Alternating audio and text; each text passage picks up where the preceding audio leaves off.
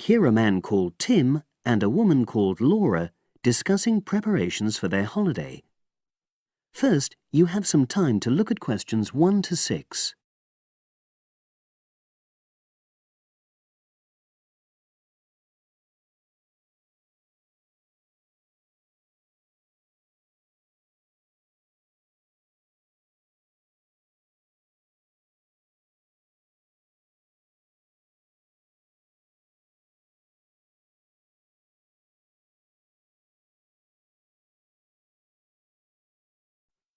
Listen carefully and answer questions 1 to 6.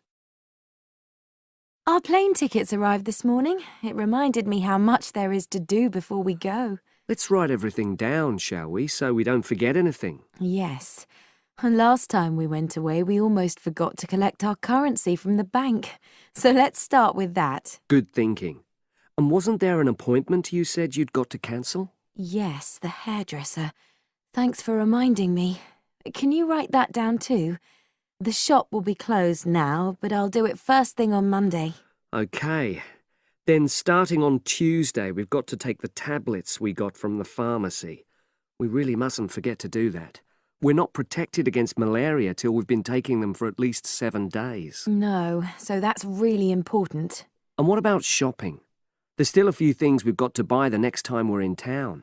We need some more sunblock, don't we? We've only got that factor 10 stuff. It won't be strong enough. I've already bought that. But what we do still need to get is sunglasses. The ones I've got aren't good enough, and I don't think yours are either. OK, I've noted that down. And I think I'm going to get another bag too, just a small one. We always seem to come back with more things than we take.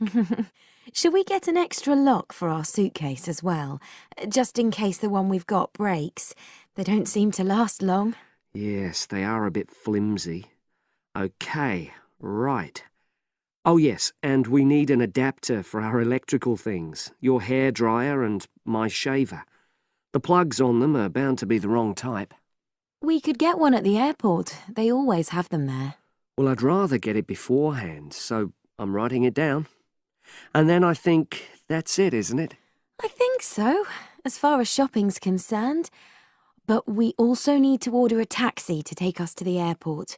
We should do that well in advance. My sister left it too late and she had to take the train with that huge suitcase of hers. I know, she really struggled with it. Before you hear the rest of the conversation, you have some time to look at questions 7 to 10.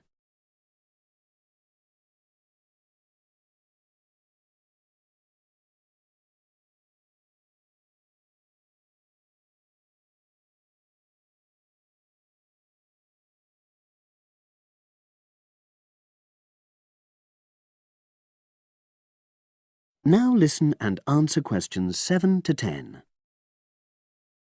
Now let's see. Your mother said she'd come in regularly while we're away, so what do we want her to do? I'll write some instructions and we can give them to her tomorrow. Good idea. Well, the cat's the main thing. OK. Feed the cat. We ought to leave her the vet's details as well, just in case there's a problem. Yes. Have you got them handy? Hang on, I'm just looking. Yes, his name's Colin Jeffrey. Is that spelt with a G? Actually, it's Jeffrey. Quite an unusual spelling, isn't it? And his number? 077 594 128. It's a mobile. OK. And you should write down where it is. It's 4 Street, not sure what number, but it's next to the bus stop, isn't it? That's not a very good landmark, but it's on the other side of the road to the church, so I'll tell her that. Let's hope she won't need a vet anyway. Yes. Right, apart from that, there are the plants to water. Ask her to make sure they don't dry out. Oh, yes, and I've already mentioned the problem with the boiler, and your mum said she'd come round to meet the heating engineer and let him in. Yes, it's a lot for her to do, but we really need to get the problem sorted out. And the earliest date I could get an appointment was April the 30th. Isn't it the day after we go? Yes, we leave on the 29th, and she'll have to hang around till the job's finished. Oh, well, she won't mind, I'm sure. She likes helping people out. Yes, she does. Okay. That's it then, I think. Unless you can think of anything else. Not at the moment. Leave the list there and I'll add to it.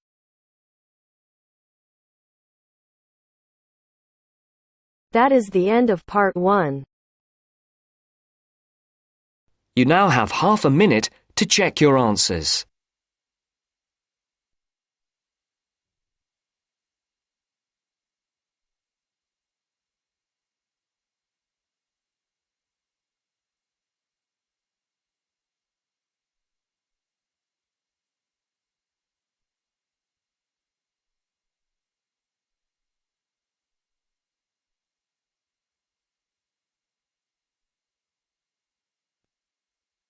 Now turns to part 2.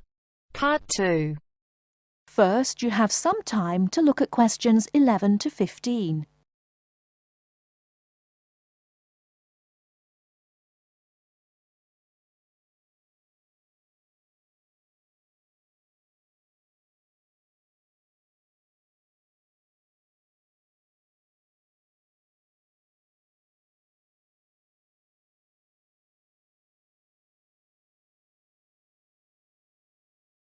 Now, listen carefully and answer questions 11 to 15. So, Enrique, have you started your research project on cities yet? I've done a bit of reading around the topic and made a few notes. But, if I'm honest about it, I really haven't done as much as I'd have liked to because I'm finding it a bit difficult. You don't know how relieved I am to hear you say that. I feel the same way. I think the key is to be able to make valid research questions. You're probably right about that. Didn't we have some lectures on how to write research questions? I think it was towards the beginning of the term. Yes, we did. I've got my notes somewhere in this file. I tell you what, why don't we look at the notes together and then try and come up with some research questions? At least that would be a good starting point. Give us some sense of where we're going with this. Brilliant idea. Let's get started. Okay. From what I remember, a good research question is all about knowing from the outset what it is you're trying to find out. Yes. And now that I'm looking at my notes again, I see I've written here that it's to do with understanding and evaluation. So, understanding a particular issue and evaluating any problems around it. And of course, a very important part is not overlooking any research that has already been done. Past research is just as important as what is being done now. It's a bit, I suppose, like looking at the research that's already been done and seeing if it agrees or disagrees with your own ideas. Sure, I hear what you're saying. But to do that properly, you have to have a clear idea in your head what your own research question is. And by that, I mean specific areas you want to focus on. Let's face it, there's so much information out there, and we can't possibly include it all in 2,000 words. Oh, don't remind me. The thought of writing 2,000 words at the moment seems like a huge mountain to climb. I know, but let's try to make a start. I think we're meant to be identifying what makes a successful city, and also try to explain why there has been such a steady population movement of people from rural to urban areas. But I'm a bit confused because I don't think this is meant to be the main focus of our research. Perhaps that's why the lecturer said we need to write questions, and that must be our starting point. Okay, well, what we're investigating is more than simply what elements make a city successful, but we're also trying to offer possible explanations. So, we have 2 questions. Why do people want to move to cities? And why do people choose to live in them?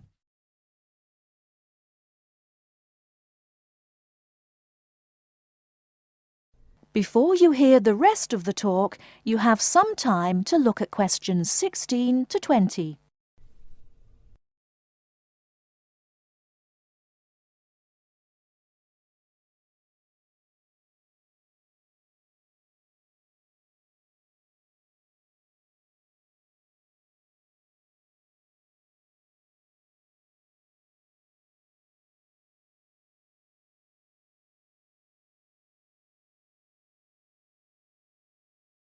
Now listen and answer questions 16 to 20.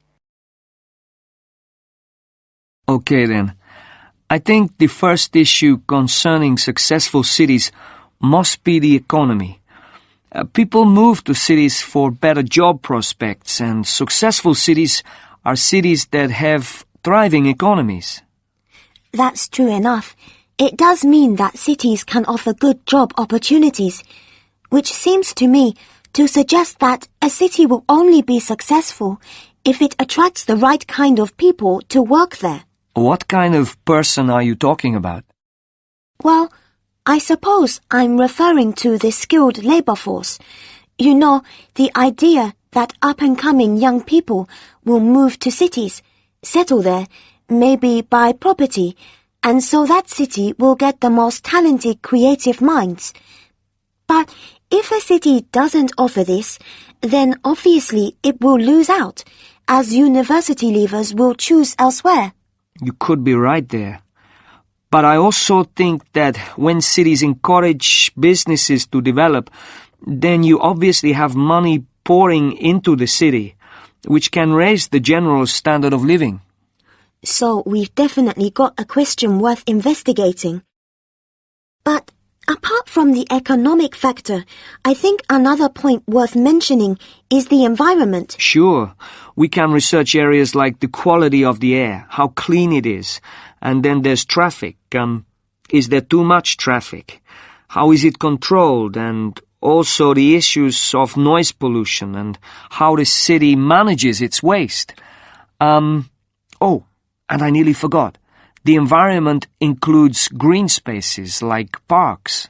Those are all valid points, but I think you've overlooked the whole issue of beauty. Beauty? Are you sure? What's beauty got to do with the environment? Well, don't you think if you were deciding whether or not you would live in a city, your first impressions would be made with your eyes? So, the buildings in a city are really important. If the entire city looks like a concrete jungle, then it's unlikely to make people want to live there, is it?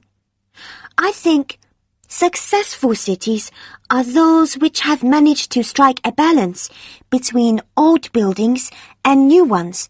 So, of course, you'd have some buildings reflecting more modern architecture, but others that haven't lost their character and still represent the past. You're right, actually.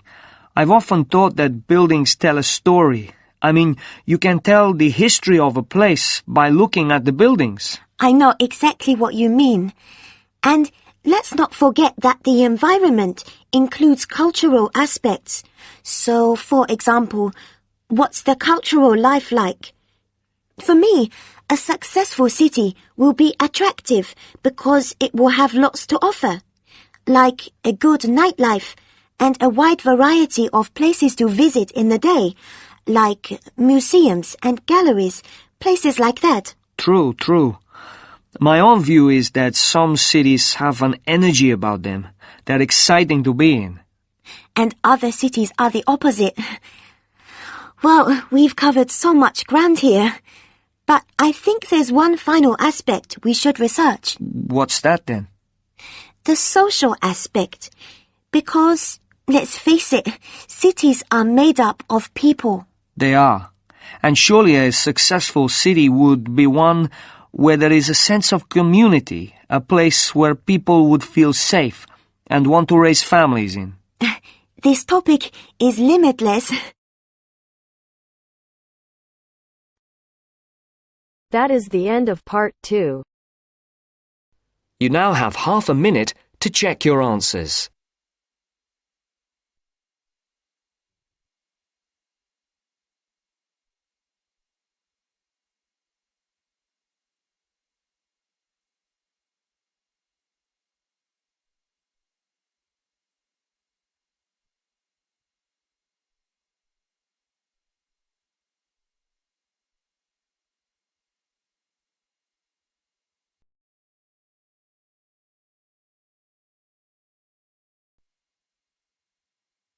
Now turns to Part 3.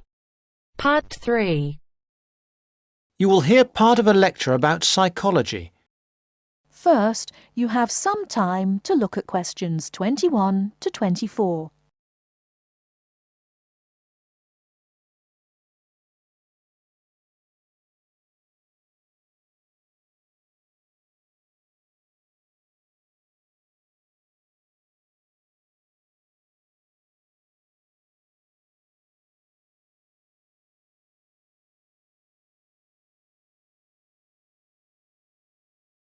Now, listen carefully and answer questions 21 to 24.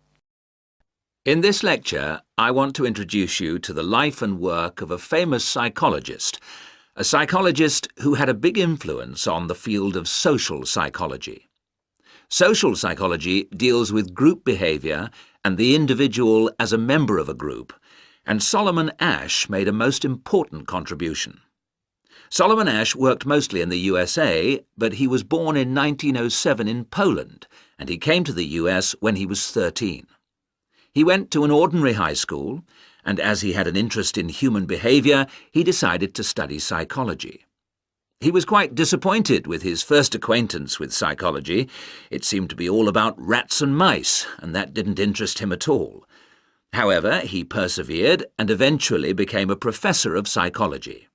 Now, the experiment which made his name is called the line judgment task. Participants were asked to compare some simple lines. More precisely, they were given a card with 3 lines, then were asked to compare another single line and say whether it was longer or shorter than the lines on the card. What a participant didn't know was that in reality all the other participants were effectively actors. That is, they were instructed to give a wrong judgment, and the purpose of the experiment was to see how the single subject would react.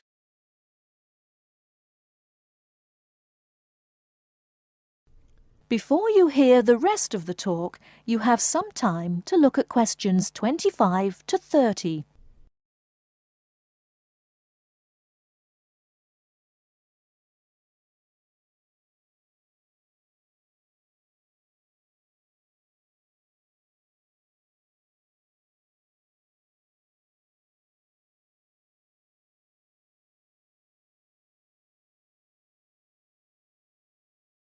Now listen and answer questions 25 to 30. Listen to the second part of the talk. The subject would hear the others saying things about the length of the line which were clearly false. Most subjects answered correctly, in spite of the incorrect judgments of the others, but a proportion, 32%, conformed to the majority view, the incorrect view. This proportion was much, much higher than anticipated. Before the experiments, they'd thought 15% or lower might do this. To give you a bit more detail, I have an illustration up here on the board. A group of 6 or 7 people were given a card with 3 lines on it.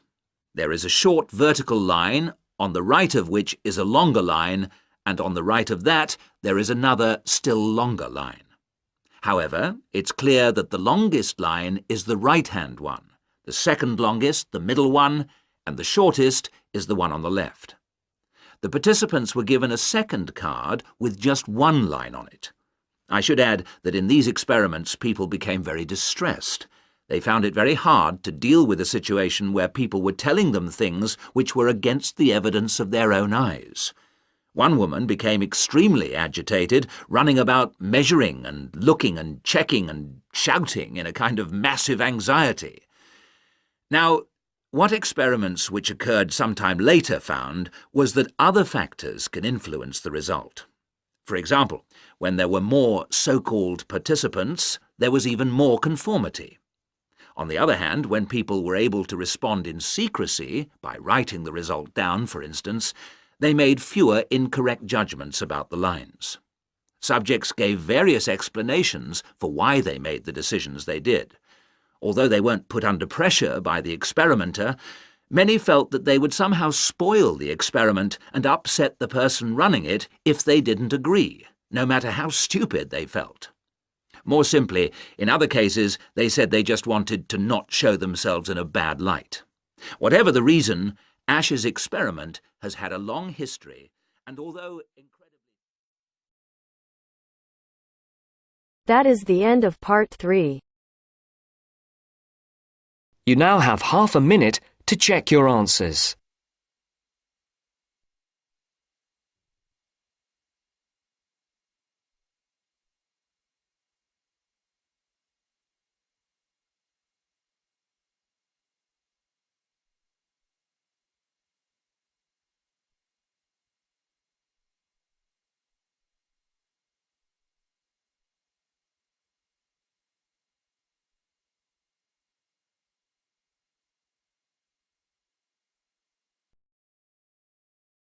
Now turns to part 4. Part 4. This morning, I'd like to look at the whole issue of contemporary art. What it is, how do we interpret it, what are its uses, and does art, in effect, have any advantages or disadvantages for society? First, you have some time to look at questions 31 to 40.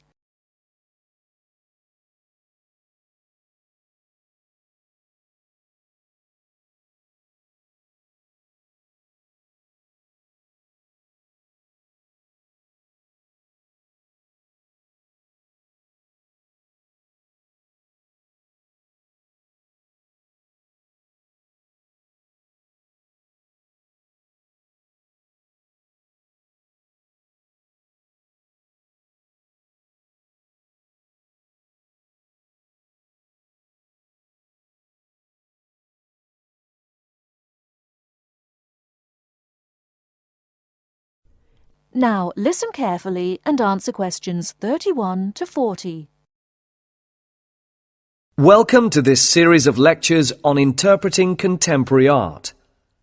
This morning, I'd like to look at the whole issue of contemporary art, what it is, how do we interpret it, what are its uses, and does art, in effect, have any advantages or disadvantages for society? I think at this point it's important for me to clarify that I am looking at art from two main perspectives. Firstly, art as something made by and appreciated by individuals, and secondly, art's relationship with society, as it is society that supports, protects, and encourages art. And I'm hoping that this lecture will act as a springboard for you to revisit your own artistic experiences and question your own ideas of what contemporary art means. Throughout this series of lectures, I'll be looking at various examples of art to illustrate my points. However, if at any point I show you an example which is unfamiliar, then please tell me, as it is imperative that you be able to use your past experiences so that you can check to see if your ideas agree with mine. So if you have not seen a particular work of art before, then this will not work. And let me remind you now that at the end of these lectures you will be given a written assignment which will consist of a 2,500-word critical essay. This is not an art review, but an analysis of what you think this kind of art means. Okay, so what is contemporary art?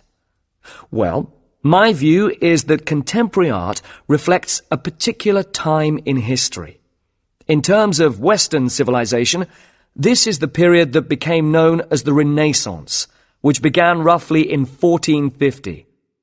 But this becomes confusing as the modern era is also considered to be from 1789, from the time of the French Revolution. Added to this are modern ideas and modern art that developed from 1890. This period has also been called the turn of the century. To try and somehow bring all these periods together, I shall define contemporary art as any art created from 1920 up until the present day. Turning now to the question of whether or not art is useful for society. Well, when we look back at the history of the West, we can see that there has been a tradition, especially in Western Europe, of art that was official.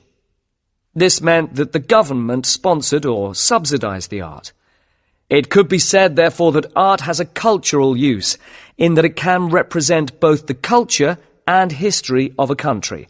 And let's remember what I said earlier, that this is both the history and culture of a particular time. Now, the disadvantage of this kind of official art is that it tends to be academic. And by that, I mean it is art that requires the person looking at it to be educated in art, at least to some extent. So it seems to me that this restricts this type of art to a particular social group. And whether you agree with this concept or not will depend on if you believe that art should be accessible to everyone. Of course, with the rapid developments in technology and advertising, the television, computer, and various forms of digital media, art has changed. And although there will always be a need for art to be subsidized by governments, we see today art forms that are surviving on individual subsidy. Sometimes this is through the support of wealthy patrons, such as businessmen or famous people. But it also operates on a more simple level.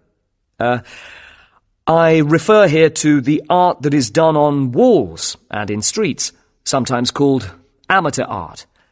But it is the art of graffiti, and it is now accepted as an art form in itself. So here we come to what I see as another advantage for society, in that art is a means by which people can express their ideas, their feelings. Of course, in the case of graffiti, there is much debate as to whether the advantages outweigh the more negative side, which is when graffiti artists paint on public buildings. This creates unnecessary expense and also damages these buildings, which are meant for public use. We will be looking at some examples of this later on. Now, many critics of contemporary art have pointed to art that is often violent and even obscene. But I would like to suggest that such art is not meant to only shock us. It also has the element of exposure, so it can teach us about the violence in society. This then brings us to another advantage of art. It can raise awareness, help us see things in a different light. The disadvantage of this is that art can be dangerous. What I'm saying here is that if we accept that contemporary art has the power to influence our feelings and attitudes, then we have to accept that art can evoke negative feelings like anger as much as it can give us feelings of hope and peace.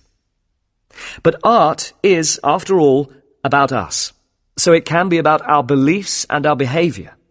And as human beings, we possess both positive and negative traits. I'd like to show you some slides now to illustrate what I've been talking about. That is the end of part 4. You now have half a minute to check your answers.